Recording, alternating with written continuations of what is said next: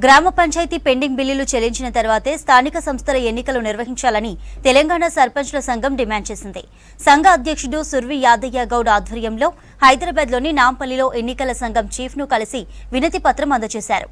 BRS ప్రభుత్వ హయాంలో బిల్లులు రాకున్నా వడ్డీలకు డబ్బులు తెచ్చి గ్రామాలను అభివృద్ధి చేశామన్నారు.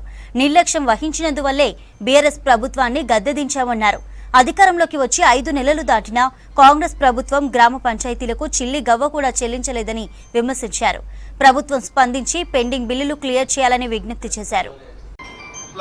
ఎంతో మంది సర్పంచ్ దగ్గర అధికారికంగా 39 మంది ఆత్మహత్య చేసుకోగా అనాధికారికంగా 40 మంది మొత్తం కలిసి 79 మంది ఆత్మహత్య చేసుకుని గత కాంగ్రెస్ ప్రతిపక్షంలో ఉన్నప్పుడు ఆనాడు సీతక్క గారు అయితేనేది, దుద్దిల శ్రీధర్ బాబు రెడ్డి, రాజగోపాల్ రెడ్డి గారు అయితేనేది అనేక సార్లు అసెంబ్లీలో చర్చలు పెట్టారు.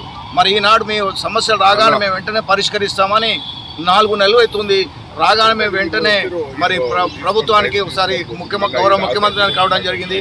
అదేవిధంగా గౌరవ పంచాయతీరాజ్ శాఖ మంత్రిని కలవడం జరిగింది. అదేవిధంగా ఎలక్షన్ కమిషన్ పంచాయతీరాజ్ సెక్రటరీ కూడా కలిసి మా బాధలు అంటే ఇమీడియట్గా మీకు స్పందిస్తున్నాం, మీకు సంబంధించిన పెండింగ్ బిల్స్ అన్ని కూడా త్వరలో మార్చి లోపల రిలీజ్ చేస్తామన్నారు. అలాంటిది మార్చి పోయింది, ఏప్రిల్ పోయింది, మే పోయింది, మళ్ళీ నోటిఫికేషన్కి వస్తున్నారు. ఎక్కడ కూడా ఇలాంటి దుర్మార్గమైన పరిపాలన లేదు. ప్రభుత్వం నుంచి సరైన సమయంలో నిధులు రాకున్నా కానీ మా గ్రామాలు, మా పల్లెలు అభివృద్ధి చెందాలనేటువంటి ఒక ఆకాంక్షతో అభివృద్ధి చేయడం జరిగింది.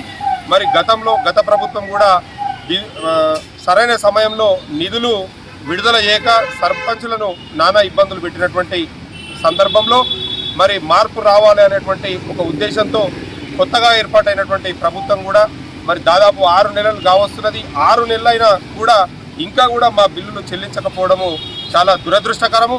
కానీ అట్లనే పోటీపడి కూడా డబ్బులు ఖర్చులు పెట్టి అభివృద్ధి పనులు చేసినాం.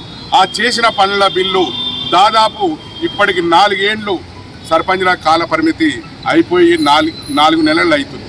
4 నెలలు అవుతున్నా కానీ ఈ ప్రభుత్వం సర్పంచ్ల బిల్లులపై ఎటువంటి స్పష్టత ఇవ్వలేదు. కాబట్టి ఇవాళ మా సర్పంచులు అక్కడ రాష్ట్రంలో ఉన్న సర్పంచులు ఆర్థిక ఇబ్బందులతోని కొంతమంది కుటుంబాలు కూడా చిన్న భిన్నమవుతున్నాయి. ఆ విధంగా మేము ఆర్థిక ఇబ్బందులు ఎదుర్కొంటున్నాం. ఇప్పటికీ గ్రామ పంచాయతీ మళ్ళా స్థానిక సంస్థల ఎన్నికలు పెడతామంటారు. మా బిల్లులు అట్లనే ఉన్నాయి, మాకు ఇవ్వలేదు. ఇప్పటికీ 4 నెలల సంది కూడా ఎటువంటి గ్రామ పంచాయతీలకు రూపాయి ఇవ్వకుండా ఈ ప్రభుత్వం కాలయాపన చేస్తుంది. కానీ అది చూసినాక కూడా ఈ ప్రజల నుంచి గ్రామాలలో విపరీతమైన వ్యతిరేకత పెరుగుతుందని ప్రభుత్వాలు కూడా గ్రహిస్తలేదు.